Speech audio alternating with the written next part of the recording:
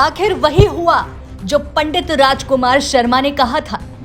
कांग्रेस और राहुल के बारे में पंडित जी की भविष्यवाणी सच साबित हुई। शब्द ब शब्द जो कहा था, 1 महीने बाद सब सच हुआ।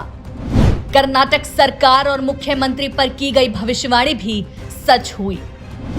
तो क्या मोदी पर पंडित राजकुमार की भविष्यवाणी भी सच हो जाएगी?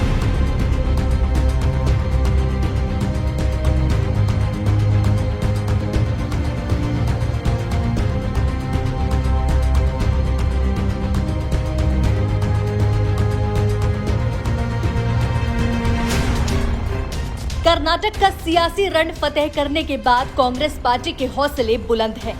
डूबती हुई कांग्रेस के लिए वैसे तो ये तिनके का सहारा है, लेकिन कांग्रेस पार्टी इसे बड़ी जीत मान रही है। हो भी क्यों ना, कर्नाटक फतेह करने की कोई कसर अमित शाह और मोदी की बीजेपी ने भी तो नहीं छोड़ी थी। राम को पकड़कर चलने वाली बीजेपी ने हनुमान जी की शरण में जा पहुंची थी। हिंदुत्व का मुद्दा भी खूब बुलाने की कोशिश हुई, जिसका प्लेटफॉर्म हिजाब और हलाल को बनाया गया था, लेकिन सब फेल रहा। कर्नाटक में बजरंग बली का आशीर्वाद कांग्रेस और राहुल गांधी को मिला। अब इसे कांग्रेस महाविजय न माने तो क्या माने।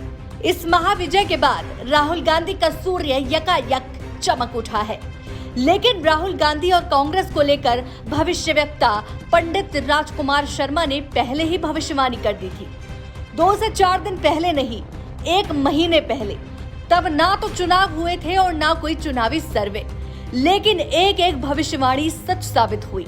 चाहे वो सोनिया और कर्नाटक चुनाव की भविष्यवाणी हो या चाहे बोम्मई या येदियुरप्पा, सभी के बारे में उन्होंने जो कहा सब 1 महीने बाद सत्य साबित हुआ। बोम्मई और येदियुरप्पा की कुंडली खंगालने के बाद राजकुमार शर्मा ने क्या कहा था, सुनिए। भारतीय जनता पार्टी जो इस वक्त पावर में है और बसवराज बोम्मई जिनकी आज के दिन वो जो मुख्यमंत्री के पदवी के ऊपर आसीन है, उनका डेट ऑफ बर्थ ले देते हैं 28/1/1960, 6:42 सुबह, मकर राशि है उनकी। और इस वक्त मैं छोटी छोटी कुंडलियों के ऊपर वर्णन करूंगा। इस वक्त उनकी शनि की महादशा चल रही है 14/5/2010 और मित्रों शनि में मंगल चल रहा है। जब भी शनि में मंगल चलता है तो एक द्वंद्व योग का निर्माण होता है, इसलिए कहीं ना कहीं भारतीय जनता पार्टी के लिए बसवराज बोम्मई की कुंडली जो है वो फेवरेबल नहीं है। अब बात करते हैं दूसरी कुंडली, भारतीय जनता पार्टी के दूसरे बड़े नेता येदियुरप्पा साहब की कुंडली। 27/2/1943 3 बजे मांड्या में उनका जन्म हुआ। वृश्चिक राशि है, कृष्ण पक्ष की सप्तमी और अनुराधा नक्षत्र है। उनकी कुंडली का अध्ययन करते हैं जब इस वक्त वो वृद्धावस्था में पहुंच चुके हैं, यानी कि उनकी उम्र हो चुकी है। कहीं ना कहीं कुछ सेहत के मामले भी उनके साथ जुड़े हुए हैं जो उनको पिछली बार चीफ मिनिस्टरशिप से उतरने के लिए विवश कर चुके हैं। 24/2/2022 से लेकर 24/2/2029 तक मंगल की महादशा लगी हुई है, जिसमें भुक्ति यानी अंतरदशा जो है वो गुरु की है। मंगल और गुरु की अंतरदशा और गुरु की प्रत्यंतर दशा जो है वो उसमें डेफिनेटली कुछ फल मिलते हैं, मगर येदियुरप्पा जो है अपनी सेहत को लेकर जूझ रहे हैं और इस वक्त भारतीय जनता पार्टी ने उनको वैसे ही एक कर्नाटका का कार्यभार संभाला है, मगर वो कार्यभार संभालने में कितने कामयाब होते हैं, क्योंकि कहीं ना कहीं उनके विरुद्ध, कहीं ना कहीं उनके ऊपर उनकी पार्टी से भी बहुत से लांछन लगते रहे, आरोप लगते रहे हैं। तो बसवराज बोम्मई की कुंडली देखी, उसके बाद हमने येदियुरप्पा साहब की कुंडली देखी, तो कहीं ना कहीं भारतीय जनता पार्टी जो है यहां कमजोर पड़ती हुई दिखाई देती है। बोम्मई और येदियुरप्पा के बारे में उन्होंने जो कहा आपने सुन लिया, और कर्नाटक में जो नतीजे आए आप जानते हैं।